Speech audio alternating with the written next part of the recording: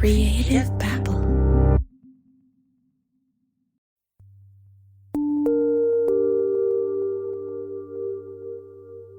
I've had several calls with William Holbert, but each time I just hit a wall. He's unwilling to give me any details about the murders. Not the gruesome stuff, but specific details that only the killer would know. What was the weather like that day? What were they wearing? What was the last thing he told his victims? It's almost like he wasn't there at all. We wanted to have one last call with Wild Bill, but this time, we planned to agitate him a little bit just to see if we could get a different response. Here's one of the brainstorming calls John and I had about my conversation with Wild Bill. Okay, so here's what I don't understand about this, because I'm thinking, well, there's 5 dead people. We know that for sure. 6, actually. And why would he make that up? Why would anybody take credit for that and then spend time in jail? Yes. Okay, let's go with the premise that there's somebody else involved that's dangerous. I don't know who this person is, but let's just go with the premise that he was dealing with somebody else who's dangerous, who's connected, whatever, okay? And so they did this together. This other guy did it while Bill was the one who provided the boat and got the people to come to him, whatever it is. I don't know the scenario. Bill goes down. He's going down. He's going to prison for 35 years no matter what. He has no benefit in giving that person up who may come and kill him. So he's just going to take the fall. Plus, he's getting all this fame and notoriety. He's this monster, which he likes being a monster, but he doesn't want to admit that he's a monster. And I'm a monster, but I'm not a monster. I'm not Hannibal Lecter. I'm a reformed monster. Right. I'm dangerous, but I'm not dangerous. And so I think the most likely scenario is that he did it. Did he have help? Sure. Like he said, people forged documents. People probably in the government helped him with this, and somebody probably did that. But those aren't actually accomplices to the murder. Are there other people involved in the murders? I don't know. I don't see how they would fit into this thing yet. But I feel like there's something else there. I'll tell you what I like about the question. I do believe that he killed these people. But what I like about the question is that it comes from left field, and it puts him in a position where he has to defend the fact that he killed these people. That's exactly right. Well, if he was killing for money, well, where's all the money, right? Right. Okay, so was he rich or was he not rich when he was living in Panama? That would be a question I'd ask him. Did you have a lot of money? Were you living high on the hog? Or did you not have much money when you were down in Panama? So then if he says he was, which I think he will, because he likes that. He was a big partier and whatever. So then the question is, so you said you killed for money. Why did you need to kill if you had so much money? Because you said you didn't like it. And then the second part of that is you claim you killed for money, but I don't see how whatever money you amassed came from the killing. Like you didn't get much from anyone you killed. So how does that make any sense? Yeah. And then the follow-up to that is, well, how do you get a deed to somebody's property? I mean, we keep saying it if it's an easy thing to do. Like the assumption is, oh, you kill somebody and you open their safe and you pull out the deed to their property and now you've claimed their house. But that's not the way it works. It has to be way more complicated than that. And then to me, I'm thinking, well, you have to do a lot of work before the victim dies. How much of that work is the victim being compliant with? And then you kill the person. And then what's the process after that? How do you seal the deal? And he said to you, oh, I've never killed anybody for their house. That's just ridiculous. Like, wait, what? Then why'd you kill him? And then he talks about how he takes their house after he kills them. So I don't know what's going on there. Well, and if these were contract killings, like you said, why bury them in your own property? Yeah, and the closest that I can think, what I think he means by being a hitman is that he thinks that he's getting money from killing and not from somebody else. So, well, he's getting it from Cheryl or he's getting it from Bo because he's taking their stuff. That's what I think he's interpreting as being a hitman.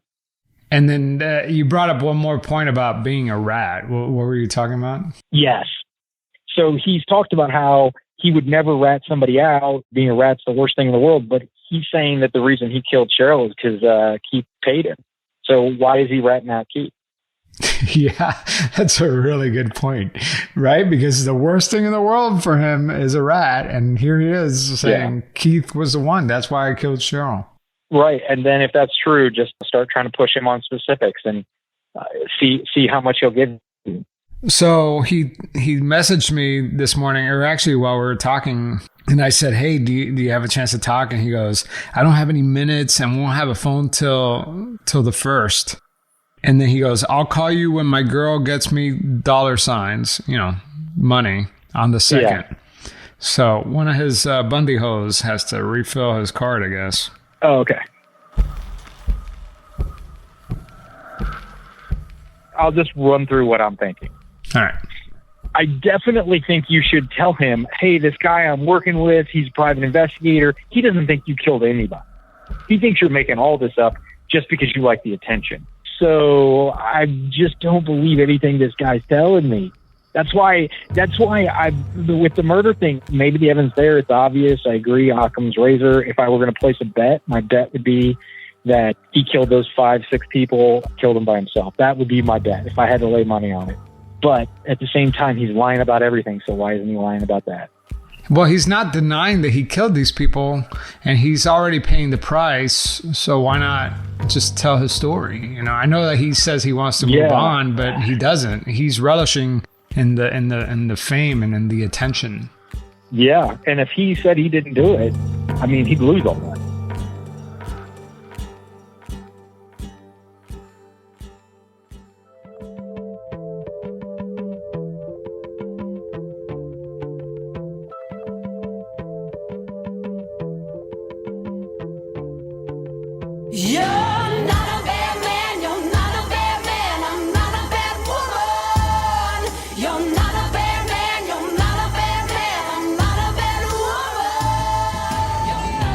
I'm John Taylor with the Twisted Podcast. And I'm Javier Leyva with the Pretend Podcast. And this is Criminal Conduct Season 3, An American Serial Killer in Paradise.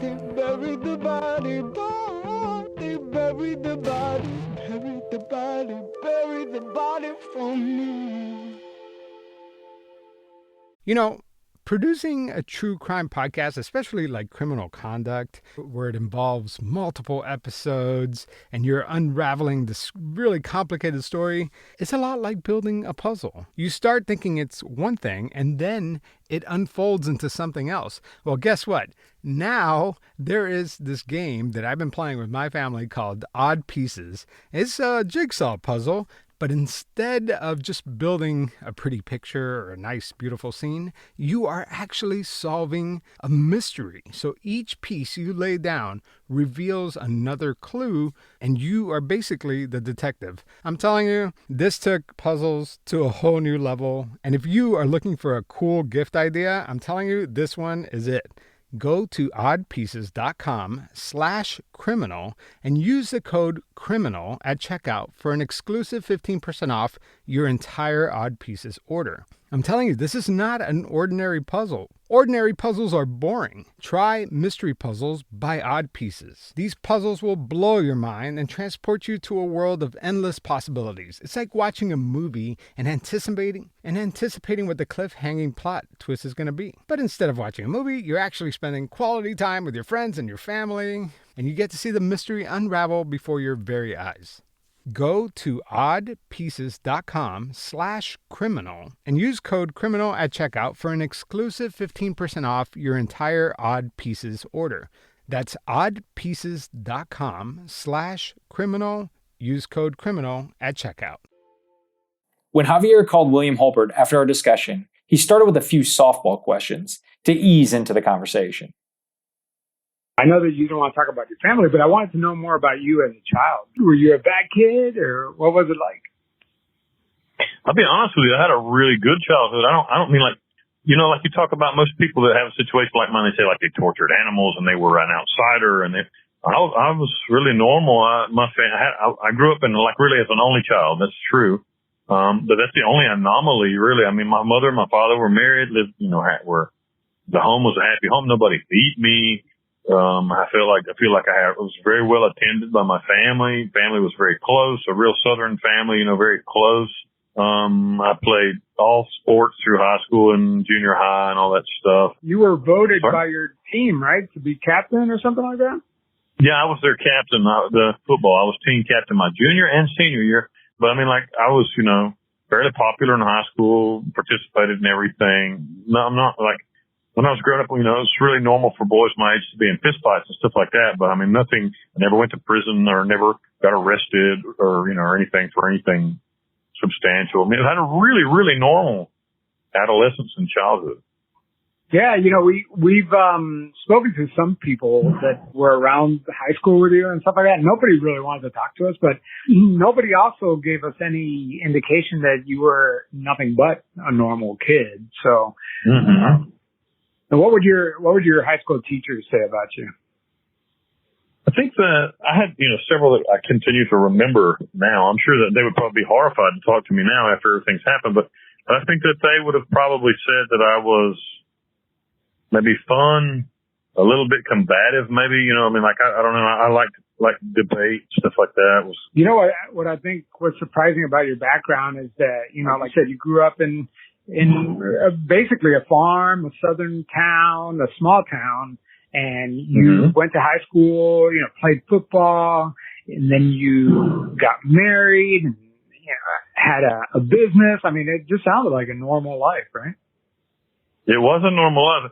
I think that what happens is, I'll be honest with you, and this is something I'd like to really communicate with everybody. It's like what you focus on is what you become. You know what I mean? And really, like the law of attraction is a real thing. And the things that you focus on, and I remember focusing heavily on like reading about criminals, wanting to be a criminal. It's strange. I mean, honestly, looking back on it, it's very odd. But I remember, like being annoyed that in North Carolina there was no mafia. And really wanting to be a criminal. And then I became a very good one. That's what you become. And that's what happened to me. I mean, I watched a million mob movies and I just wanted to be a bad guy. I wanted to be a bad. I mean, I remember having that feeling trapped in a normal life and wanting to be bad. It's a strange thing and not being bad. I mean, I know that seems really odd, but I think that in this instance, it was a case of art influencing life. They're my decisions. I don't have anybody to complain to about, I made the mistakes. They're my mistakes. I own them. I did those things. I think the reason that I became such a bad guy was because I wanted to. And I focused on it. Wild Bill says he's a changed man. In fact, these days he goes around calling himself Brother Bill. God bless everyone. I'm William Holbert from Panama Prison Ministries. He's born again and found Jesus while in a Panamanian prison. Jesus said, "Then shall they deliver you up to be afflicted, and you shall be hated of all the nations for my name's sake." Yeah, in fact, William Holbert leads a syndicated Christian organization in Panama, and he's also a pastor at La Jolla, which is the maximum security prison where he's housed. You're also very religious. You found God and Jesus, and you're a spiritual leader in the prison. I mean, quickly tell me about that, because I know we have a limited amount of time, and I know I didn't want to do it. I didn't want to do it. God sent me here to I kept my foot my whole life in prison. I kept my foot in one pasture and then in the other pasture too. I support the church and I help everybody in the church, but at the same time I'm screwing all the chicks and making money off the corruption, And so I mean, literally up until 2019, then God sent me here, and it got real. It's like, man, I'm taking everything from you. He took my wife, he took my money, he took my prestige, he took me everything and put me in a box without shit. And I thank him for that. That's the message I got from God in prayer. If you don't straighten your ass up, I am going to kill you. I'm trying to get your attention. And he got it. And so I started running the church. And man, that's been really hard. That was the really hardest thing I've ever done. To conform my life to what the demands of a pastor are. And I still fail all the time. I still get angry and, I fail all the time, but Jesus Christ is my rock. I mean, it's the only thing that's allowed me to live through the hell that I've been in the last 2.5 years in prison. The hunger and the pain is my relationship with Jesus Christ. That's the truth. And I don't want to diminish that, and I actually think that's great. But I mean, isn't it kind of ironic that a lot of criminals, they go to jail and then all of a sudden they they find Jesus and they start hiding. Most of it's bullshit. I mean, most of it's bullshit. I got my nose in the Bible. I'm writing books. Even like I don't know if you know or not, but I started a podcast even. So I mean, like trying to do positive things. While Bill talks about a lot of things on his podcast, it's actually quite entertaining. Today at Stone Jug, we're going to be talking about prison Christian conversions. By this we mean hardcore killers and bad guys like yours truly, Wild Bill, who have converted over to Christianity on the inside. Is it all bullshit? Is it just a disguise? Or have these bullet-tossing, raping, murdering monsters really been converted to Jesus Christ? Bill Holbert also likes to give women relationship advice. What is it that might turn a woman off about today's feminized man? We have a real problem in the world today of men becoming more feminine. Is there something about today's normal man that turns you off? Yes. The biggest would be the skinny jeans. I hate them so much. Oh, and he also has an episode where he described the best weapon to get away with murder. That a person who is like a hitman or a person who is a professional killer would use, and that's a garrote or a garrote. It's a piece of cable tied onto two pieces of wood that's used to slip over somebody's head from behind and strangle them. Now, like in the movies, they use a piano wire. You can't use a piano wire. That's ridiculous because you're going to get blood everywhere because a piano wire is going to actually cut into the skin. You have to use a fairly large, if you're going to be a professional, you're going to have to use a fairly large cable. And if you're curious and you're looking for Wild Bill's podcast, well, I have bad news for you. It's no longer available and was taken down by the hosting provider. When we come back, we're going to amp things up and ask Bill some really uncomfortable questions.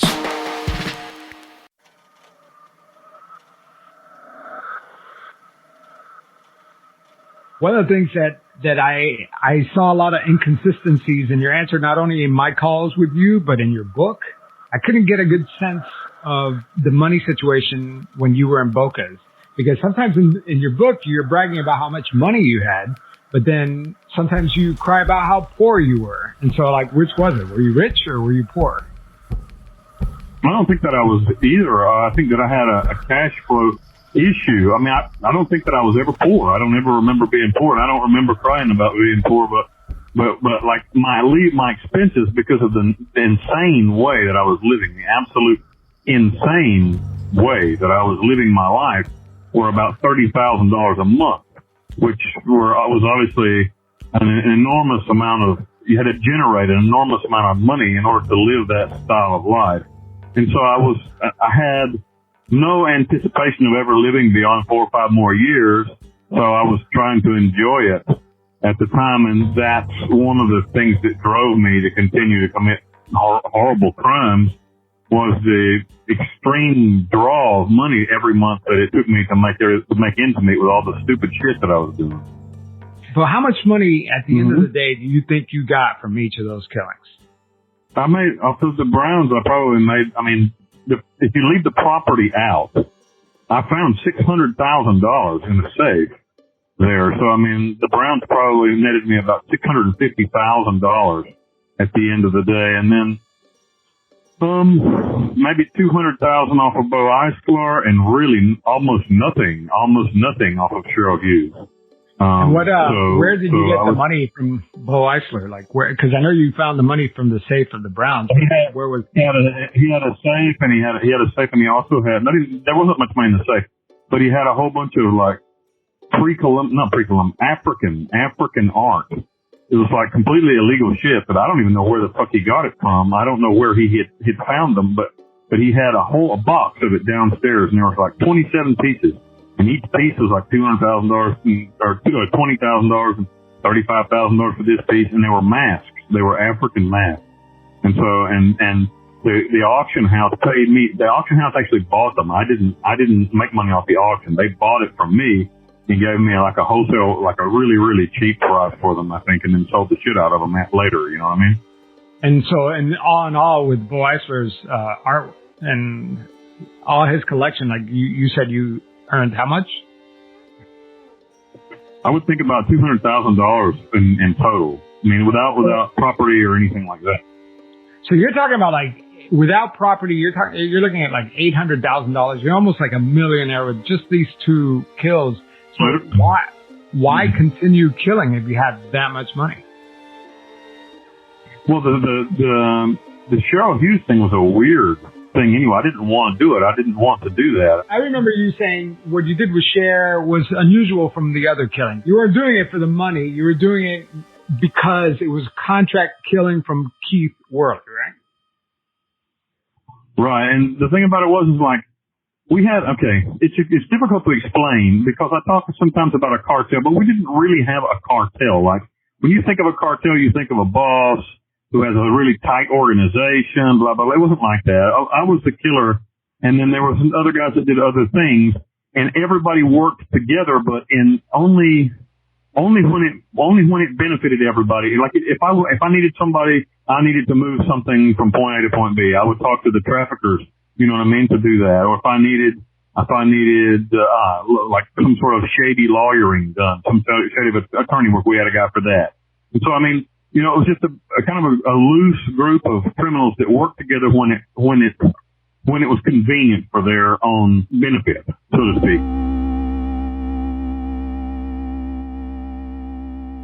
Wild Bill just admitted that he didn't have a lot of money. This certainly countered what he was writing in his book, which he indicated there that he just had tons of money. Also here, what he described is not a cartel. He's just describing criminals. And it just sounded like, he hung around a lot of people who were unsavory and willing to do illegal things for the right price. So if he's going to steal a house or he's going to steal property or something from a victim, he needs to have a way to get rid of that. He has to have somebody he can sell it to. So obviously he's got connections with other criminals, but that doesn't make it a cartel by any means. I think his facade is starting to crack. Just like a networking of fugitive underworld shit, and so it was kind of nice. I really liked it at the time. I asked you about Keith, and then now you're talking about the cartel, or this group, right? So what?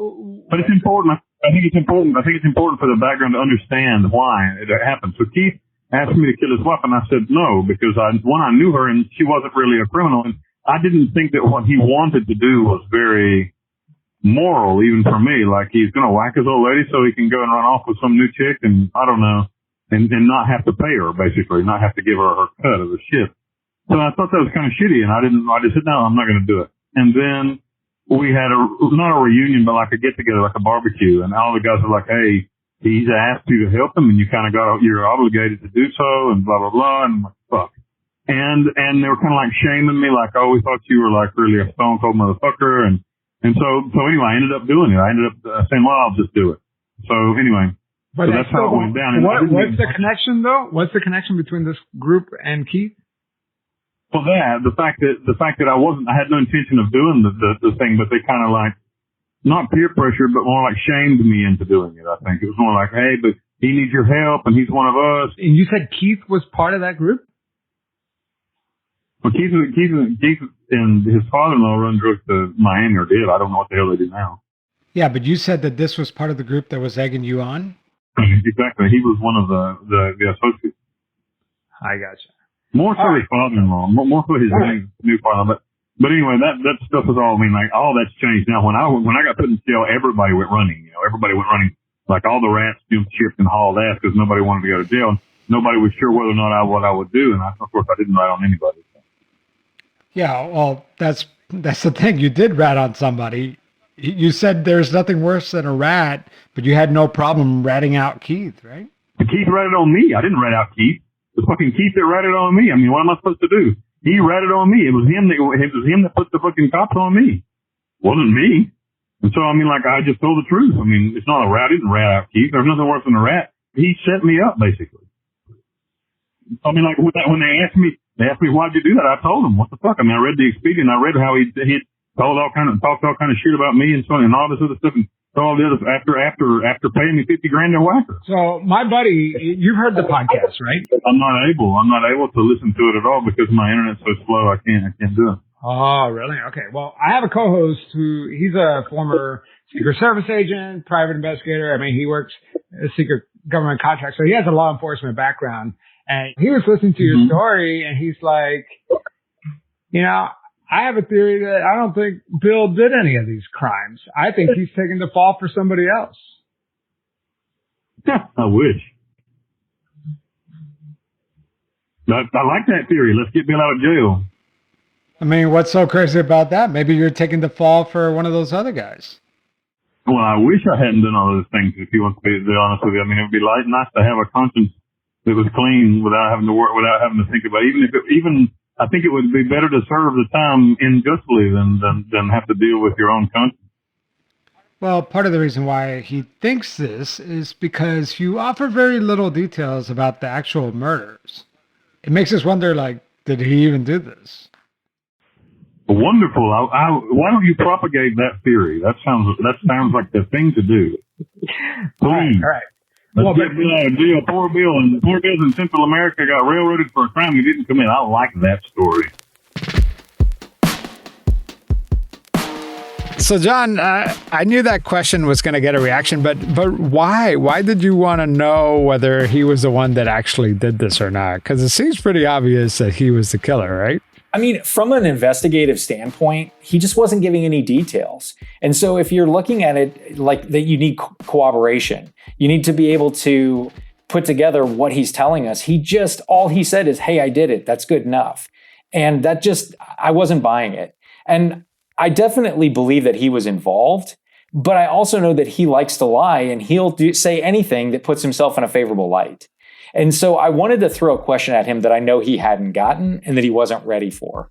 Yeah, I agree. I think that he spun a lot of lies at me, half-truths here and there, but that was the most authentic response he gave me. I agree. Yeah, and so for me, I think, he definitely did pull the trigger, but going in, I just wasn't sure. Because I never thought that he wasn't involved, but he just may not have been the one to pull the trigger. But he could take all the glory of being the one who pulled the trigger anyway because of his current incarceration. It sounded like he did have a little bit of a conscience there. It actually surprised me, his response. Walk me through the process of seizing somebody's property like the Browns. Well, let me explain, because the shorthand is that Wild Bill killed these people for their property, and all of a sudden you're the rightful owner. And it's not like that, right? It can't be that simple, right? I'm asking you, people say, he was doing this. How the fuck could you even do that? You can't, what they're accusing me of, you can't even do. How am I going to go into the registro, which is like the registry, and change papers? How could I even do that? Well, then how'd you do it? What I did is I talked to the boys, and everybody got together, and there was a lawyer there, and I don't want to say his name. I don't want to get him in any kind of trouble, but the lawyer said, I know a guy that we can pay in the registro to change the papers, and I'll do it, and I'll sign off on them, blah, blah, blah, blah. And I don't know how they did it, to be honest with you. I gave him $10,000, and they did it. Well, what was the process like when you approached the Browns, when you approached Bo Eisler? How did you lure them into your trap? What was the logistics of seizing the property? Great. Seizing the property when he's dead, you just go pick it up. It's not like he's dead, and they can't do anything about it. So, how far along the real estate buying process do you get before you kill them? How much prep work do you have to do to actually seize the property? All that was done after. I didn't do any of it beforehand. I got you. I didn't do any of it. You worry about this shit after. I don't know. The thing is, here's the thing that happened about the Browns. The Browns, I was going to get paid, right? And so I went and I did the job, and I found a shitload of money in the house. A shitload of money, $600,000 in cash. So I found this fucking cash, and I was like, well, I don't need him to pay me because I just got paid a whole lot more than the contract was for. I don't know how they did it because I'm not a lawyer. So, but the first time I didn't do anything, they did that, and that's how I got paid. That was my payment for it. Then the second time, when it was already done, and I knew the lawyer because I had talked to the lawyer before. And so Bo Eisler was killed, or I killed Bo Eisler, and I killed Bo Eisler. I found all the paperwork for the house that he had there, and I took it to the lawyer, and I said, hey, can you fix this? And he's like, yeah, I'll fix it for $10,000. And I said, sounds good to me. And that's what we did. So according to Wild Bill, he killed people for their money and their property, but he didn't do hardly any legwork ahead of time to know exactly how much money he was getting from them. He's a smart guy. I just don't buy it. Yeah, I don't buy it either because I know from talking with Sharon that Sharon knew that her friend Boy Eisler was talking to this couple who was interested in buying the house. It seems like there was some sort of grooming process to get his victims in his net, but he didn't own up to it. He was just shutting it down. Like it was as easy as he's like, well, the way you steal their house is you kill them and you steal their house. It was that simple, but I doubt that. Can you tell me why you would bury your victims in your own property if you're working for this organization? Like, doesn't that seem like a... That's another thing that's blown way out of proportion. They said, oh, he buried people in the yard of the house. What the fuck?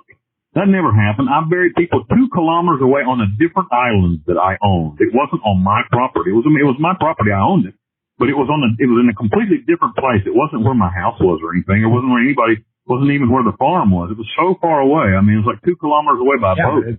But it's your property, and if somebody finds it... Listen, understand how that works. This is interesting because I've never told this to anybody before, but the way that you get rid of a body in the Caribbean, what do? You have a body. What do you do with it to be done with it? Well, in the Caribbean, this won't work in the United States or anywhere that's not tropical. But in a place like Bocas, where it's super tropical and rains all the time, in the soil there are a blue million little bugs and critters. So what you do is you bury the body in the ground and you leave it there for about 3 months, and then after it's done, you dig it back up and you put all the bones, because the only thing left is bones, hair, and like teeth and stuff. I mean, there isn't anything left. The little critters are so thorough that they eat it all. I mean, like really eat it all. And then the soil there is just full of these little carnivorous bugs. And so then you put it into a burlap sack, and you take a sledgehammer and bust it into the little bitty pieces and pour it into the ocean. Everybody says, why don't you just go and throw it in the ocean? That's a great way to go to jail. Because if you put a body in the ocean, it will come back to haunt you. That will occur. Right. I don't care if you put concrete shoes on. I don't care if you drape it in chains. That shit floats again. I mean, it will float again. I don't know how many bodies they pulled out of Bocas when I was living there. People that were killed, murdered. And so, I mean, that's a terrible way. I mean, everybody, I don't know why you didn't just throw them in the water. It's because you don't know what the fuck you're talking about. That's why. And so I try to do things thoroughly. And so if there's no body, there's no crime. But in this case, well, there was body. So I asked Wild Bill, why did he bury the bodies on his own property? And instead of answering that question, he got all professorial with me about how to get rid of bodies, but even that answer doesn't make a whole lot of sense. Yeah, I mean, those bodies were there for years. So it wasn't like he put them in the ground and 3 months later was going to dig them up and he just got caught in the meantime. So that didn't happen. So what he's saying about the bugs and the insects, that may be true, but that certainly didn't seem to be why he did it. And the other thing is that just seems awfully risky. I mean, you're going to bury a body, which you could get caught doing it. Then you're going to dig the body back up to take them somewhere else. That's just a lot of opportunities to get caught. And for me, I think he buried him on his property because he didn't think anybody was going to come looking for these people. And he just was lazy. It's just the easiest way to do it. He's got woods or jungle around his house. He buries them and nobody's going to come looking, so it doesn't matter. So along with criminal conduct, John and I juggle other podcasts and projects, and I'm currently working on a documentary series for an unrelated project. And during the filming, I mentioned to the production company that I'd been talking to the serial killer, and they were intrigued, but really the conversation ended there. And so when Javier and I were talking, we thought this could be an opportunity to kind of leverage Bill's ego and see if kind of mentioning the prospect or the idea of a documentary involving Bill would get him talking. All right, so I want to give you an update on the production company. Because they listened to everything that I've recorded. I kind of put all the interviews together and I sent it off to them and they listened to it. And they said point blank, unless this guy offers you any more details about his victims, they're not interested. So if you're interested in this TV deal, then they're going to want some details.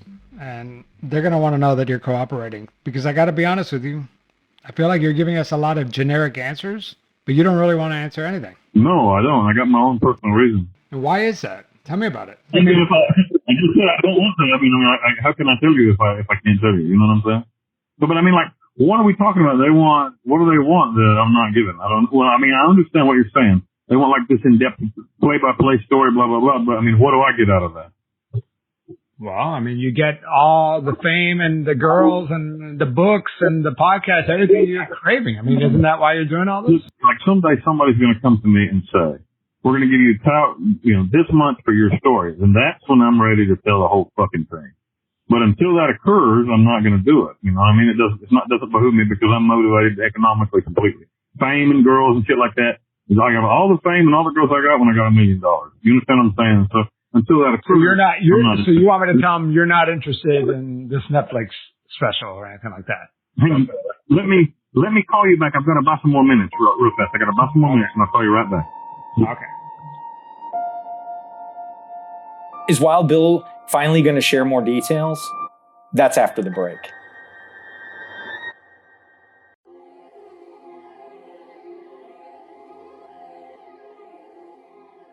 Hey, so what we were talking about was going into a little bit more details about the killings. And I know why you don't want to talk about it because you want to move forward. But, I mean, it's that chicken egg thing. You want that big fat paycheck to tell your story, but yeah. It's not only that. It's not only that. I'm not going to tell that. I mean, I may tell that whole story one day, but I'm not going to do it for free. I'm just being honest with you. And people can like that or not like it, but it's just how it is because I'm the one that has to deal with it. And just for the gratification of everybody who's listening, I'm not going to give that away.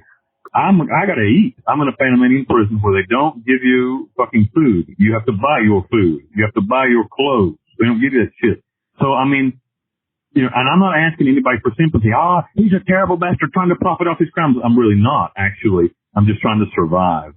And so, but in this world that we live in, it's not free to eat. It's not free. And so I and I also want to take care of my family and other things too. And so in the day, and like I said, I'll return to the fact that when I'll be really happy that they'll play by play and do the whole story and work really hard on that when it becomes profitable to do so. If they come up with a cash figure, I'll be really interested in talking about it. And I'll give you a good show too, because I'm a workaholic and I'll give you a good show.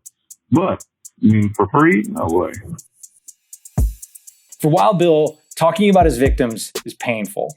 Talking about what he did could get him killed. But if the price is right, Wild Bill is absolutely willing to talk. In the end, it's really all about the money.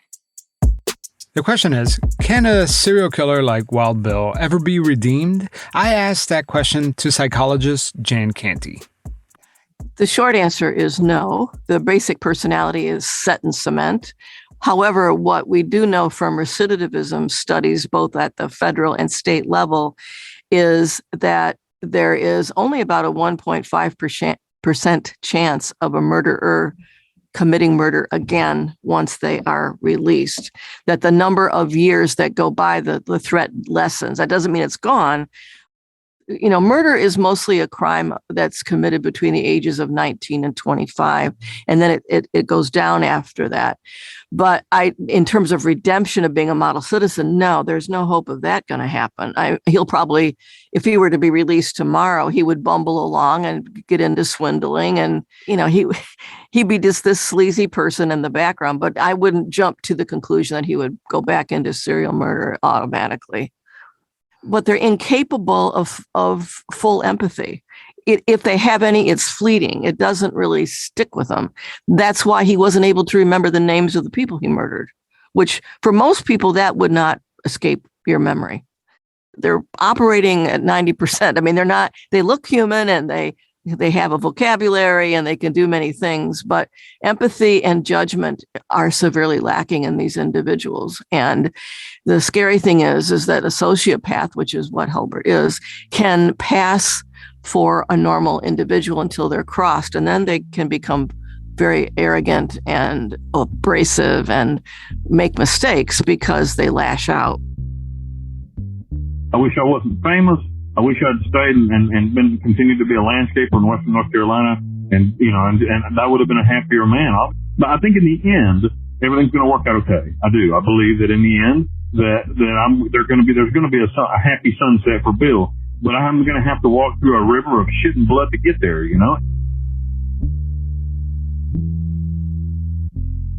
But the Panamanian law, when I was arrested, was that the maximum sentence was 20 years for anything judged in a single process.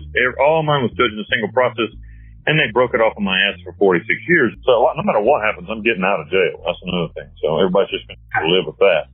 You know, you've been sentenced for a significant amount of time, but you said that you see yourself getting out and seeing daylight again. Is that your plan? I mean, do you think you're going to get out? There's no way they can keep me. There's no way they can keep me in prison forever. It's certainly not 46 years. In Panama, you do 66% of your time, so I have to get to 2/3 of that, and that's 30 years. But on top of that, if you work, they lower your sentence, blah, blah, blah. If I lose my appeal, I have an appeal in right now that would set me free in 2 years.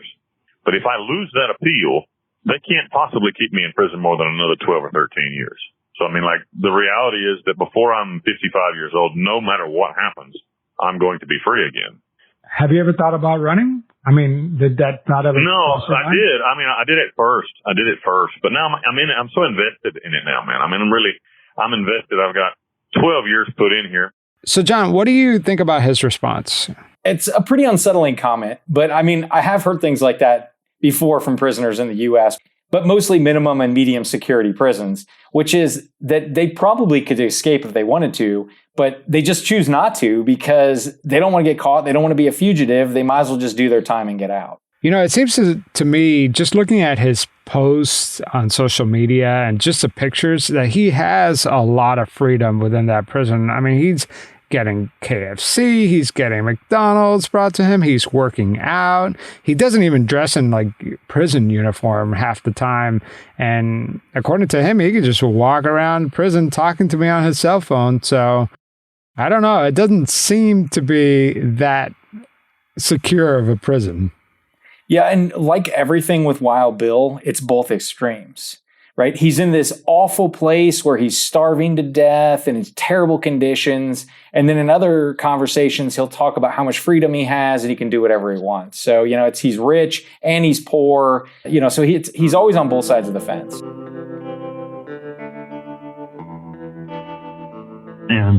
And wish I had to do all over again. I would have done things a lot differently. But anyway, I wish I hadn't killed anybody either.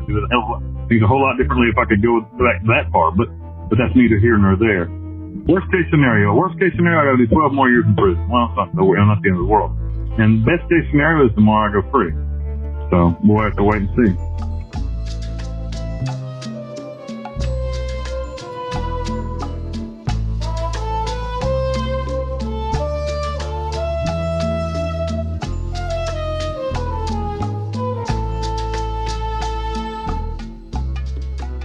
If William Dathan Holbert serves his entire sentence, he won't be out of prison for another 34 years. But through legal wrangling, he could be out of prison in a few years. Let's hope his claims of redemption are genuine for all of our sakes.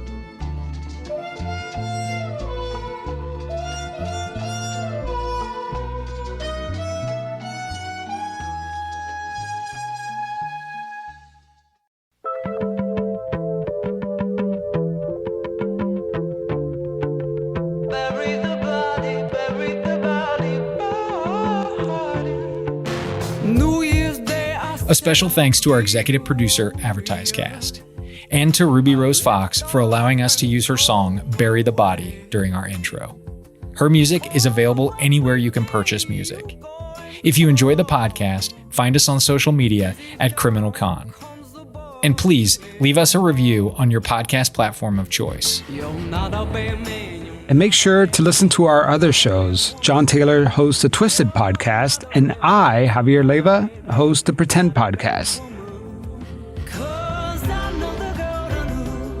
All right, this was the last episode of Season 3, but don't worry, John and I are already working on Season 4. I hope you enjoyed this season. If you did, please find us on social media at Criminal Con on Instagram, Twitter, Facebook.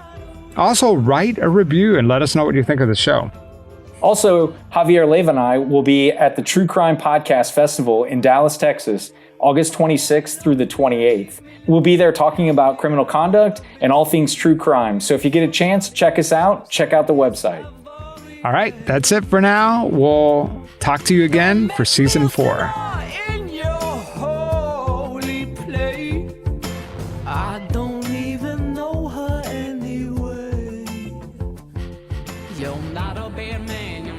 bad man, I'm not a bad woman. Yeah, I'm not a bad man, you're not a bad man, I'm not a bad woman. Creative